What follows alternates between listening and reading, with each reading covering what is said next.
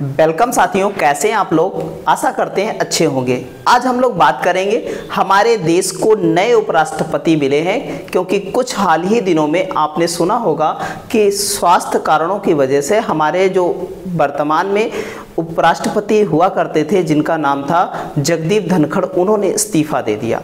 कुछ समय हुआ तो समय से पहले उपराष्ट्रपति का चुनाव कराया गया और चुन करके हमें नए उपराष्ट्रपति मिले, जिनका नाम था सीपी राधाकृष्णन।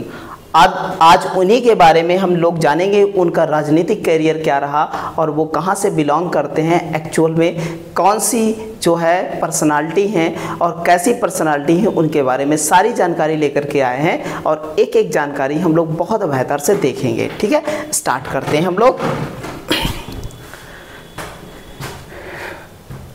ठीक है भैया, स्टार्ट करते हैं। अगर बात करें हम लोग इनकी, तो भारत के ये 15वें नंबर के क्या है उपराष्ट्रपति हैं, जिनका नाम है सीपी राधाकृष्णन। और ये भैया भारत के उपराष्ट्रपति वर्तमान में बन गए हैं और इन्होंने क्या किया है, अपने विपक्ष के जो नेता थे उनको हरा करके अब जो है क्या है, उपराष्ट्रपति के पद को सुशोभित कर रहे हैं।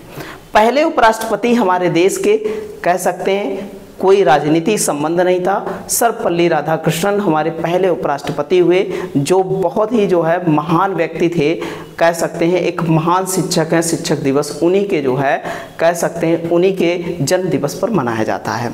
आगे बात करते हैं हम लोग, तो जो सीपी राधाकृष्णन ने उपराष्ट्रपति निर्वाचन में जो है कह सकते हैं वी सुदर्शन रेड्डी जो विपक्ष के नेता थे, उनको हरा करके जो है क्या है उपराष्ट्रपति बने। इन्होंने जो है टोटल वोट पाए थे 300 और जबकि जो है सीपी राधाकृष्णन ने वोट पाए 452। इस कारण जो है ये जो है बहुमत के आधार पर क्या होते हैं, उपराष्ट्रपति चुने जाते हैं। अच्छा भैया, अब ये जो है कह सकते हैं एनडीए के उम्मीदवार थे और इन्हें उपराष्ट्रपति के रूप में हमें मिले और यहाँ पर प्रधानमंत्री जी ने इन्हें उपराष्ट्रपति पद प्राप्त करने पर जो है बधाई दी, उपराष्ट्रपति बनने पर बधाई दी। और आगे चलते हैं, अगर बात करें तो ये हमारे क्या थे, पूर्व जो है उपराष्ट्रपति के पद पर थे। इन्होंने स्वास्थ्य कारणों की वजह से इस्तीफा दे दिया, तो इनका स्थान लिया है सीपी राधाकृष्णन ने। ठीक है, चलते हैं आगे।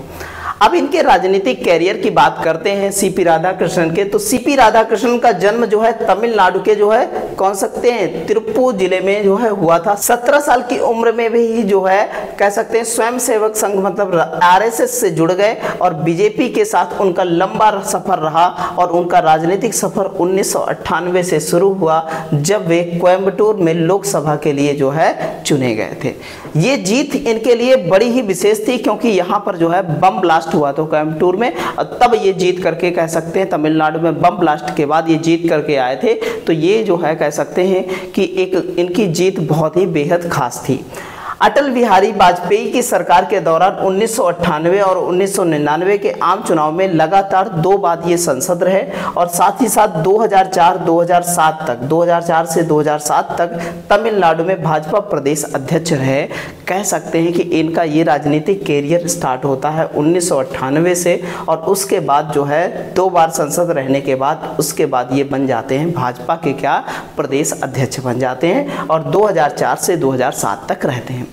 इसके बाद की बात करते हैं आगे, तो 2014 से 2019 तक लोकसभा चुनाव में कोयम्बटूर के से बीजेपी के उम्मीदवार बनते हैं और जहां इन्हें जो है 2014 में उन्होंने 3.89 लाख से अधिक वोट हासिल कर दूसरे स्थान पर रहे, जबकि 2016 से 2020 तक केंद्रीय सूक्ष्म लघु एवं मध्यम उद्यम मंत्री के तहत जो है कोर बोर्ड के चेयरमैन रहे और बीजेपी ने इन्हें राष्ट्रीय कार्यकारी सदस्य के रूप में जो है अब सक्रिय रखा। कह सकते हैं कि बीजेपी के साथ इनका बड़ा लंबा सफर रहा है इनका। 2023 में केंद्र सरकार की और इन्होंने जो है झारखंड का राज्यपाल बनाया गया। केंद्र सरकार ने इन्हें झारखंड का राज्यपाल बनाया और फरवरी 2024 में महाराष्ट्र का जो है 24वां राज्यपाल चुना गया।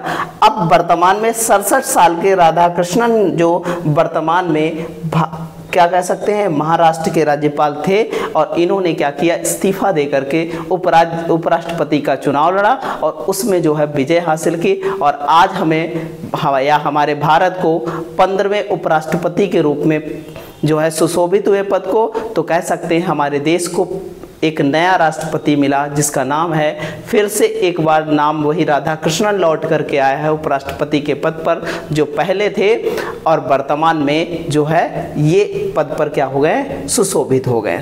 साथ ही साथ हम लोग बात करेंगे कि एक्चुअल में कि जो है कैसे राष्ट्रपति बनते हैं। राष्ट्रपति के चुनाव में जो है कह सकते हैं जो प्रेसिडेंट के चुनाव में कौन कौन भाग लेता है।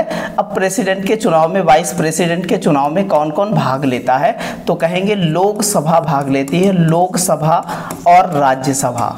और कौन सी, राज्यसभा के निर्वाचित सदस्य प्लस जो है मनोनीत सदस्य, सारे लोग क्या करते हैं, भाग लेते हैं और वो वोटिंग करते हैं। अप्रत्यक्ष रूप से जो है एकल संक्रमण प्रणाली के द्वारा इसका चुनाव होता है, और जिसमें जो है जो बहुमत प्राप्त करता है व्यक्ति, वो क्या है, व्यक्ति जो है उपराष्ट्रपति के पद को सुशोभित करता है। तो ये इनके निर्वाचन मंडल की प्रक्रिया है। तो आपको जानकारी कैसी लगी, आप इस पर अपनी प्रतिक्रिया जरूर देंगे, और सभी लोग ऐसे ही हमारे साथ जुड़े रहिए। चैनल को लाइक कीजिए, शेयर कीजिए, सब्सक्राइब कीजिए। सभी को धन्यवाद।